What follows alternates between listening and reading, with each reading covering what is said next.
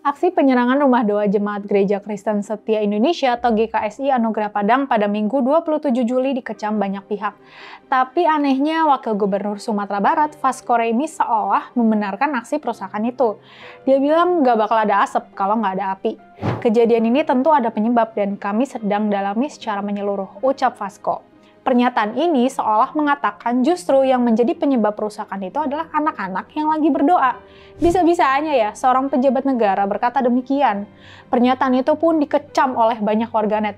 Ada asap pasti ada api, konotasi membenarkan yang salah. Wagub begini amat, tulis seorang netizen.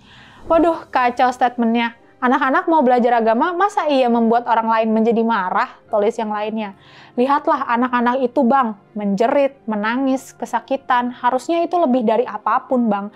Atau nggak kelihatan karena asap, sindir yang lain. Walaupun kemudian dia bilang aksi perusakan itu tidak sesuai dengan nilai-nilai budaya Minangkabau. Tapi pernyataan itu terlihat hanya sekedar upaya untuk menepis anggapan kalau Sumatera Barat emang intoleran aja.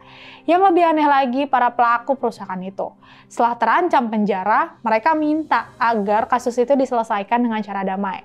Hal ini terlihat dalam sebuah video yang diunggah akun Instagram @fitgramindo pada 28 Juli lalu. Terlihat pihak GKSI dan para pelaku lagi dimediasi sama Wali Kota Padang Fadli Amran, FKUB, dan pihak kepolisian. Dalam proses mediasi tersebut, 9 pelaku akhirnya menyampaikan permintaan maaf secara terbuka. Mereka juga ingin menyelesaikan persoalan secara damai. Kesembilan pelaku tegasin permasalahan ini murni kesalahpahaman administratif, bukan konflik agama. Tapi GKSI dengan tegas menolak penyelesaian dengan damai dan tetap akan menempuh jalur hukum. Salah satu pria yang berbaju hitam dari pihak GKSI bilang, mereka mau berdamai, tapi apa yang dilakukan para pelaku udah keterlaluan. Jelas ini harus dihukum. Kalau damai ya memang damai, kami maafin. Coba sekarang dibalik. Kami yang menyerang kalian, terus kami minta selesain damai. Mau nggak? Enggak kan? Ujarnya. Kecaman juga datang dari Persatuan Gereja-Gereja Indonesia atau PGI. PGI menilai peristiwa ini menunjukkan sikap intoleransi masih mengakar. Anggota DPR Komisi 8 dan 3 seperti Sely Andriani Gantina dan Martin Daniel Tumbelaka mengecam keras aksi tersebut. Mereka mendesak agar semua pelaku termasuk provokator ditindak tegas secara hukum untuk menjaga prinsip kebinekaan dan kebebasan beragama. Amnesty International Indonesia menekankan kekerasan berbasis kebencian terhadap pemeluk agama minoritas yang menggambarkan lemahnya perlindungan negara, terutama ketika melibatkan anak-anak. Mereka menuntut agar pelaku dihukum serta dibatalkannya regulasi yang diskriminatif atas praktik ibadah minoritas. Komisi 8 DPR RI minta pemerintah Kota Padang dan Polda Sumbar mengusut kasus ini secara tegas namun terukur. Mereka menekankan pentingnya penanganan hukum terhadap provokator demi menjaga ketertiban dan ketentraman warga. LBH Padang mengecam perusakan dan pembubaran paksa ibadah karena melanggar pasal 29 ayat 2 Undang-Undang Dasar 1945 tentang kebebasan beragama. Pemuda Katolik Sumatera Barat menyampaikan kecaman keras atas insiden tersebut. Menurut mereka, aksi itu bikin trauma psikologis terhadap anak-anak. Mereka tidak hanya menyaksikan bangunan dirusak, tapi juga menyerap bahwa iman mereka tidak dianggap pantas untuk hidup di ruang publik. PPGMKI juga menyesalkan pembubaran paksa dan perusakan rumah doa GKSI Anugerah di Padang. Perusakan rumah doa di Padang bukan sekedar pelanggaran hukum, tapi juga pelanggaran konstitusi.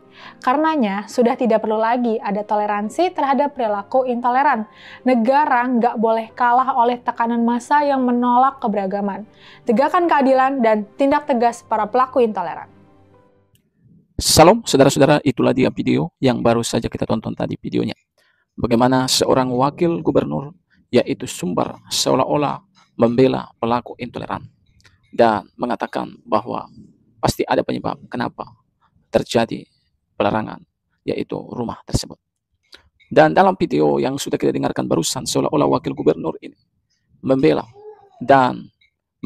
pelaku intoleran dan bahkan menyalahkan, yaitu orang Kristen yang sedang beribadah di rumahnya. Nah, ini adalah contoh-contoh yang tidak boleh kita contoh. Seharusnya beliau sebagai wakil gubernur, sebagai pemimpin, sebagai tokoh penting, harus mengeluarkan perkataan-perkataan yang baik, yang tidak mengandung, yaitu buat terpecah belah. Ya, Anda sebagai pemimpin harusnya tahu, dan cara berbicara Anda seharusnya bertoleransi. Bukankah mereka beribadah di rumahnya sendiri? Apakah boleh diganggu orang beribadah di rumah sendiri? Itu rumahnya sendiri. Itu miliknya sendiri. Pemerintah, masyarakat, siapapun tidak berhak untuk melarang mereka beribadah di rumahnya sendiri. Nah, jangan sebagai pemimpin Anda seolah-olah membenarkan, yaitu pelaku-pelaku intoleran. Nah, ini tidak baik. Karena ini bisa menimbulkan nanti ke depannya banyak pelaku-pelaku intoleran yang merasa bahwa kelakuan mereka benar, padahal kelakuan mereka adalah salah. Kelakuan mereka adalah begitu dikutuk oleh yaitu banyak orang. Karena bukan hanya hal ini akan terjadi kepada satu agama, tapi kepada semua agama. Ini bisa terjadi kapan saja kalau pelaku-pelaku ini tidak dibereskan segera. Nah, itu yang pertama yang saya sampaikan. Yang kedua, Anda seolah-olah membela pelaku intoleran. Apakah Anda tidak tahu yang ada di rumah itu adalah manusia, yang sedang beribadah itu adalah manusia, anak-anak yang menjadi korban pelaku-pelaku intoleran. Kalau kita lihat videonya sangat kasihan. Mereka seperti sesak napas, ketakutan, trauma. Kursi-kursi dihancurkan, dirusak, ya, kaca-kaca dipecahkan. Itu tindakan kriminal dan itu seharusnya tidak boleh kita bela. Perbuatan ini sangat terkutuk, ya. Kita hanya berharap dan berdoa masalah ini segera diselesaikan oleh pemerintah. Bukan justru sebagai pemerintah membela oknum-oknum ini. Ini harus diberantas. Ya, karena perbuatan ini tidak mulia. Perbuatan ini tidak terpuji karena mereka melakukan dengan sesuka hatinya. Ya, kita harus tahu di negara kita, Kesatuan Republik Indonesia, bahwa kita ini Bhinneka Tunggal Ika. Walau kita berbeda-beda, tapi kita tetap satu, yaitu bangsa Indonesia. Dan di negara ini sesuai undang-undang, kita diberi hak kebebasan untuk beribadah menurut agama dan kepercayaan masing-masing. Apakah pernah orang Kristen mengganggu Anda ketika Anda sedang melakukan ibadah Anda di rumah? Tidak pernah. Kami menghargai.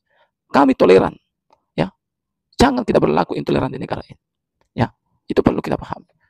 Dan saudara-saudara, kiranya video ini boleh menjadi pelajaran penting bagi kita, ya, agar kita berhati-hati dengan perkataan. Memang apa yang keluar dari mulut kita itulah yang ada di hati kita. Tetapi apa yang keluar dari mulut kita ini akan nampak, akan dinilai oleh orang seperti apa kita sebenarnya, seperti apa sebenarnya yang ada di dalam hati kita ini. Ya, teman-teman, kiranya video yang saya bagikan ini boleh memberikan informasi penting dan pelajaran penting. Sama-sama kita, apapun suku, ras, agama kita, mari kita bersatu, kita lawan intoleran yang ada di negara ini.